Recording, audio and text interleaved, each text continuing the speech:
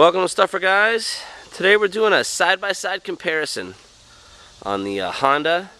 On the right, we got the Honda Elite 50 scooter, SR50, SA50. And the left, we've got a Yamaha Zuma. So we're going to go back and forth, a couple differences between the bikes. And, we're going to tell you what we think of them. I'm here with my buddy who owns the Zuma. I own the, I have a pair of the Hondas. And, there's definitely some distinct differences. Acceleration, the Honda, gets out of the gate a lot faster. But as far as top end, the Zuma is definitely faster. Probably got, 2 or 3, 4 miles an hour faster on top end. Yeah. So I mean, by the time you're up and running, the Zuma is gonna walk away from you. So I mean, I might get ahead of him at first, but he's definitely catching up and going past me quick. Overall, the Zuma is just a bigger, beefier bike. Bigger tires.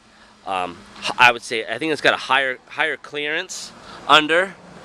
The 50 is just lower, but also at the same time, I think, if I'm not mistaken, you kind of feel that on the Zuma. It seems a little top heavy. I would say riding them both, yours is more comfortable. You've got softer suspension. Yep. But that softer suspension can bite you in the ass sometimes too, because like when you hold up the front brake, the way the front brake is set up, like you've got disc brakes and I've got drum brakes, and the way the suspension's set up, the front tire rolls up into the bike. I don't know, it's kind of weird, but it's not bad. It seems like if you wanted a bike you can manhandle and like do whatever you wanted to do, the Honda's a little bit better. But like one of the nice things about the Zuma is it's set up as a 2-passenger bike. You got the rear pegs, you got a longer seat. It's definitely set up for 2 passengers, way better. I mean, you can ride 2 passengers on the Elite, but not comfortably. Again, beefy. You look at the rear tire on the Zuma compared to the 50, the Honda Elite 50. It's beefier. It's bigger. It's if you're a taller guy, 6 foot, 6'2", 6'4", I'm sure the Zuma feels a lot more comfortable. I can put my wife on my bike. She's 5'4", 5'5" maybe, and she's comfortable. She can ride it. She can touch the ground on both sides. It's just that smaller bike, but I know there's a lot of performance differences you can do to get to speed them up a little bit.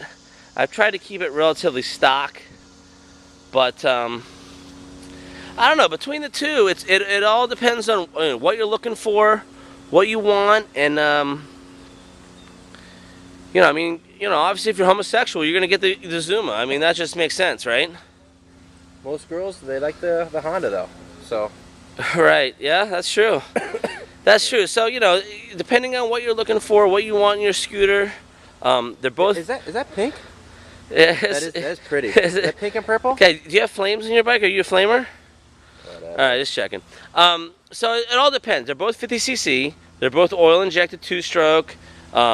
Great on fuel economy. You can ride them all day on a gallon of gas, which is awesome. Right here, we're in St. Augustine. We've been cruising around for a couple of days, even with 2 passengers. I want to say, I go almost like 100 miles on a tank. Yeah? Yeah? Well, you're holding a little more than a gallon, though, aren't you? Maybe, are you a gallon and a half, maybe? Maybe, yeah. Okay, yeah. But still, 100 miles and a gallon and a half. I mean, that's a no-brainer. I'll give the Zuma this. It's definitely more up-to-date on styling. That's a 2005 versus the Honda is a 94. So, I mean, there's definitely an age difference. Hence, the coloring, the brightness. They had them in yellow and red, and there's a bunch of different colors. But how do you explain the sissy look? Is that the 94 Yeah, the thing? sissy. Yeah, back in '94, everything was sissy, really. Okay.